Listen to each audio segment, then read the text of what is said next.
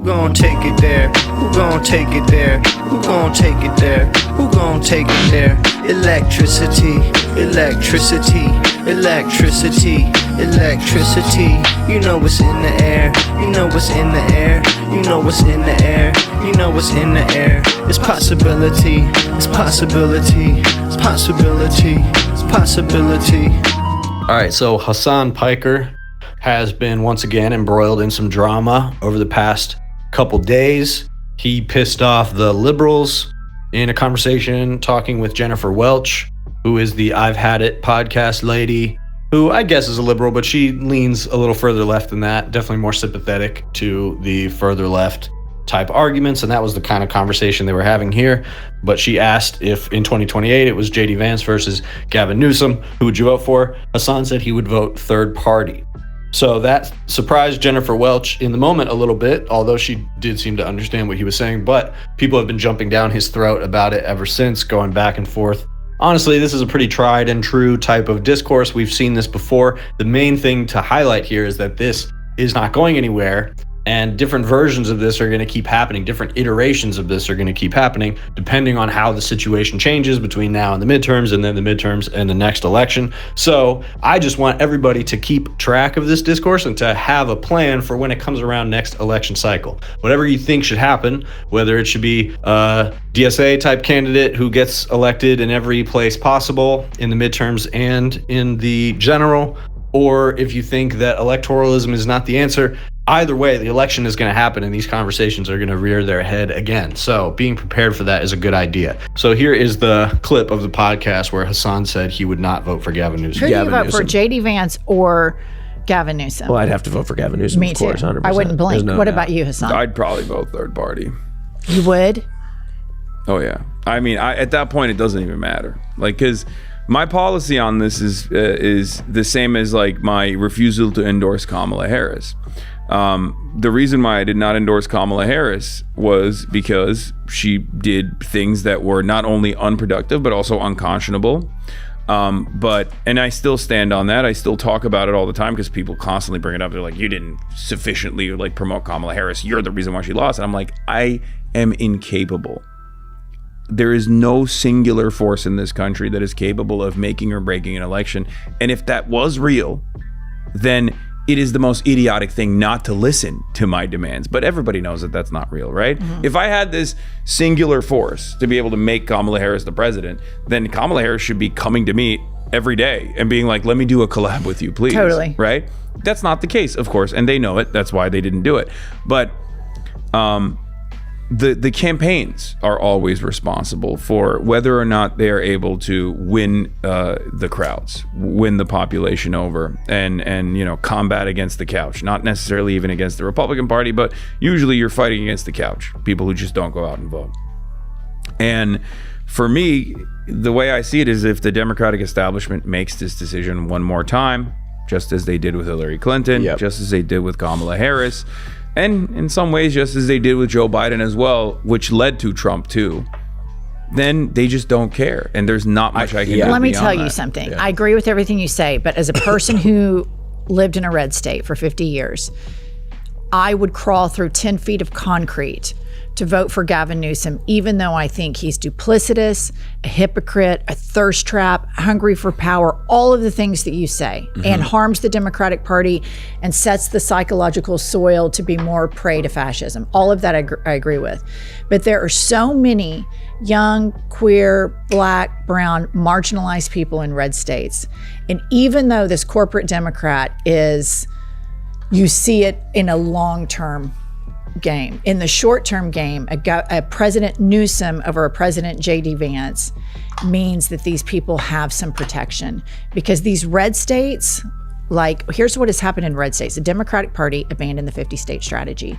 So you have Republicans or a Republican that switches party as a Dem, and their goal is to out-crazy each other. So in Oklahoma, we have like zero Muslim population, but we have banned Sharia law like 4 times. You have a guy that's running for governor right now that's so against transgender people that he has a commercial where there's a banana and he slices it with a knife, like that somehow people are going to start whacking wieners off at school in Oklahoma City public schools where they just put the Trump Bibles in them. So you have this, that people out crazy each other, and these state governments are so fucking unhinged.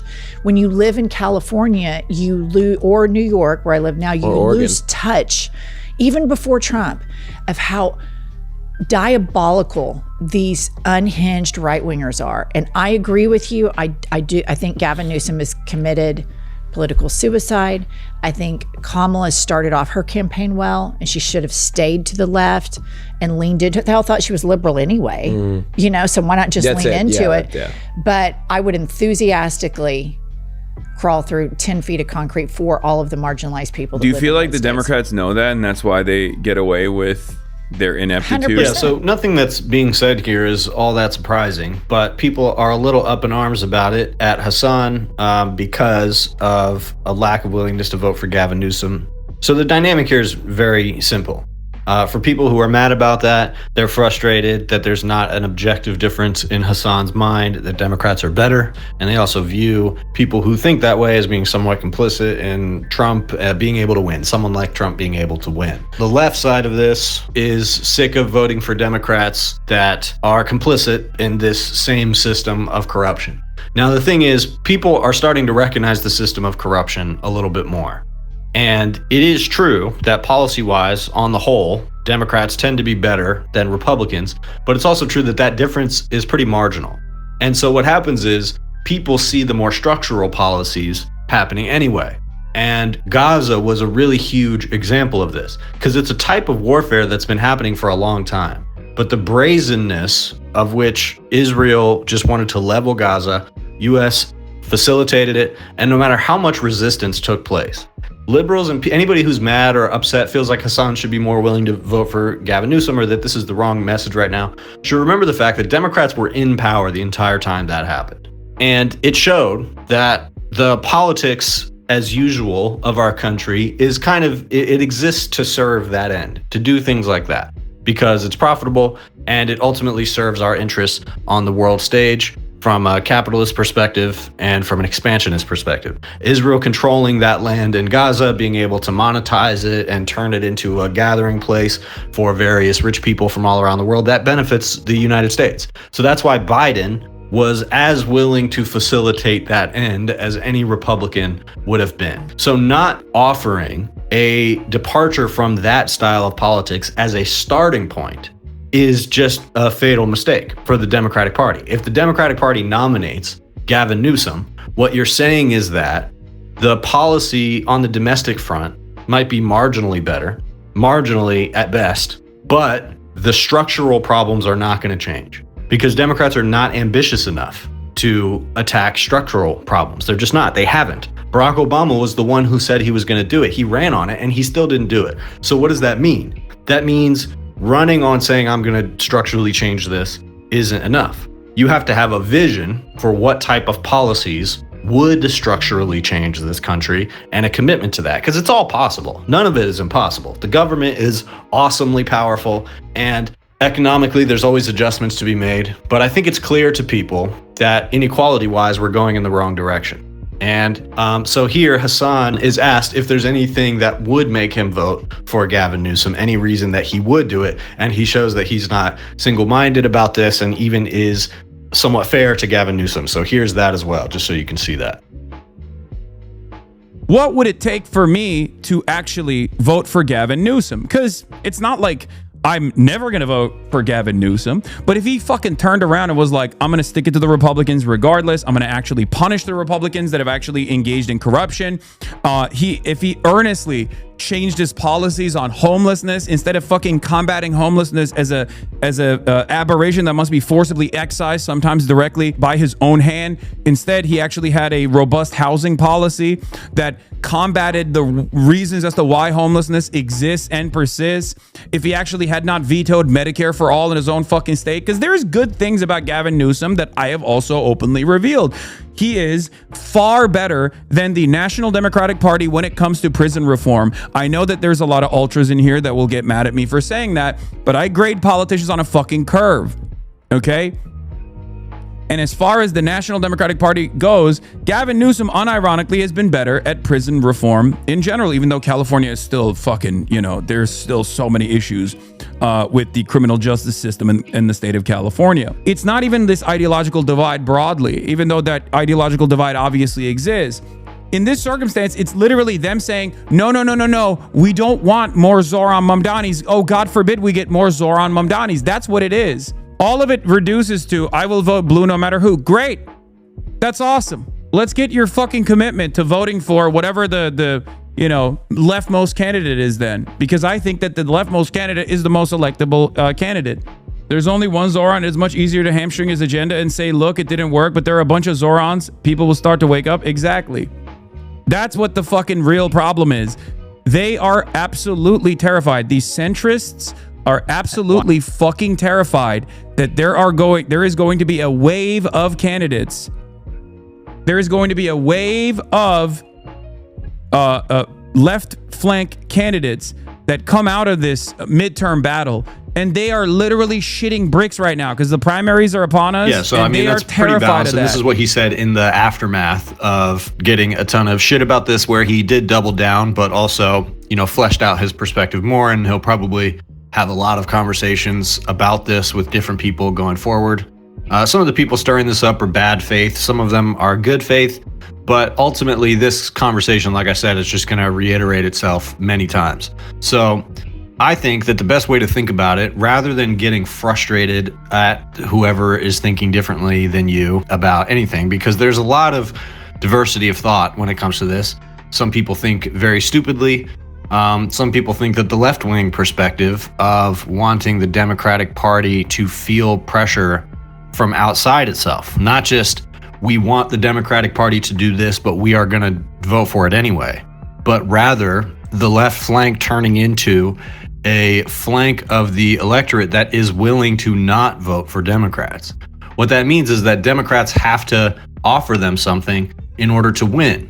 So I can understand in the immediate lead up to an election being concerned about people in Hasan's position not saying Democrats are better than Republicans, blah, blah, blah. I get why that upsets people, but Democrats create that political pressure for themselves by continually not answering to the clear demands from the left flank in the instance of the 2024 election. We weren't asking for Medicare for all. We weren't asking for free education. We were barely even asking for student loan forgiveness. What people were saying was stop funding the genocide in Gaza. All Kamala Harris had to do was say that she wasn't going to do that. And she refused. So I never thought it made a lot of sense for people to say that Democrats need to feel like there's electoral consequences for that, because we know that that's not how they think. But that is the reality of the situation. They made a very clear decision in Kamala Harris' campaign. She wanted to chase Republican votes, and she failed to do that. She didn't bring out any Republican votes. She wasn't playing to the left. She was playing to the right. Everybody knows that. So what Hasan is communicating here is that if a Democrat wants to do that again, which is what Gavin Newsom signals as a candidate. That's what he's signaling right now. Didn't have to be signaling that. He could be signaling things from a much more left-wing perspective if that's what he was planning to run in the direction of. But it's not. He's planning to run a centrist, probably even more centrist campaign than Kamala Harris did. So, I mean, the reality is getting upset about Gavin Newsom as a candidate now is probably a waste of your energy, because it's a losing candidate. It's a non-starter. The people in the coalition that are saying they wouldn't vote for Gavin Newsom or they hate Gavin Newsom are not just, advocates for Palestine or various niche issues. There's a lot of people who don't like Gavin Newsom. Now, some of them would be willing to get in line. But the point is that there's going to be plenty of people who are pushing against him as a candidate. In order to get through the primary, he would have to attach himself to a certain set of Democrat, liberal, and left-leaning interests that would get him through that primary process. And already he's signaling that he doesn't really have much of an interest in doing that. Now, there's a lot of time between now and then, and that's what's important to remember. But I think if we look at it a little bit more short-sightedly in terms of the midterms, we can see that they are upping this effort to try to turn attention towards figures like Hasan and make him controversial and make him to blame for Kamala Harris losing or that sort of thing. I mean, that type of talk wasn't happening a lot in the aftermath of the election. You saw that more when Trump won the first time. People were mad at Bernie voters. And the same sentiment existed this time. Clearly, we're seeing it now. But I think there was a sense that we know at this point that that's not the operating factor here. Because Democrats knew there was going to be that flank of people and they ignored them. And everybody else, regardless of where they stood on the political spectrum, also knew that that flank of the party was going to exist, and things shaped out the way that they did. Now, it's true that Republicans are able to use that as a wedge. They say, oh, what? This group is frustrated at Democrats over Palestine or Medicare for all or Bernie Sanders.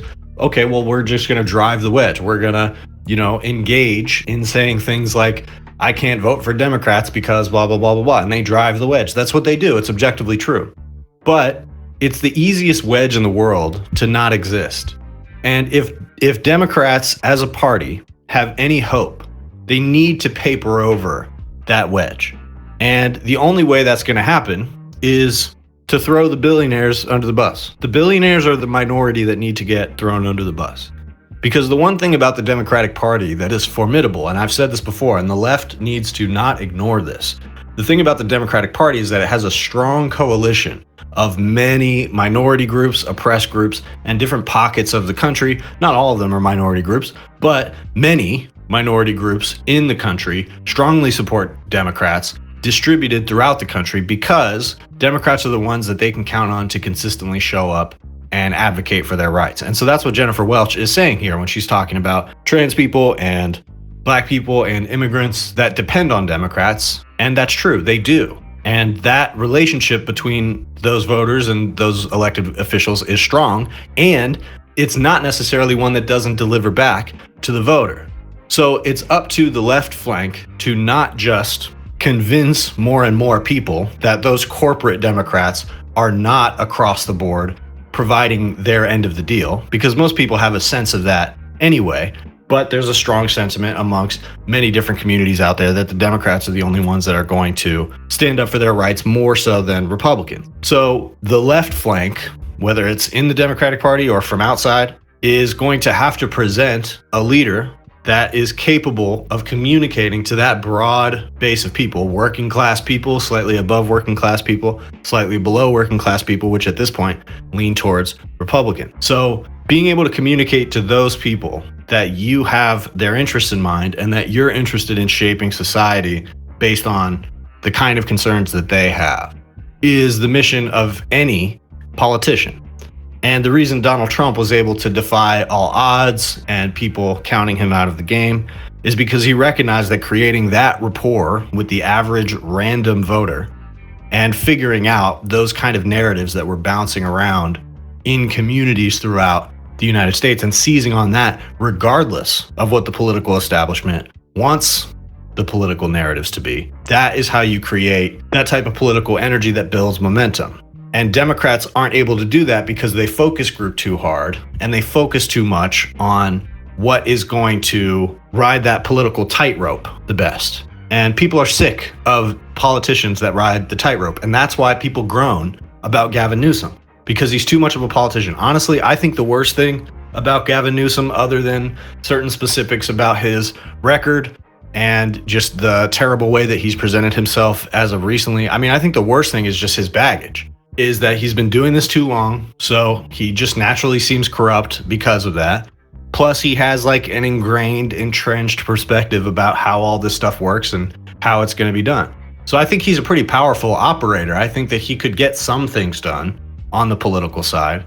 But the reality is, the only thing that is to be done, that needs to be the start of the project, that everything else flows from, is clawing back some political power from the Epstein class, as some Democrats have smartly branded it in the past few days.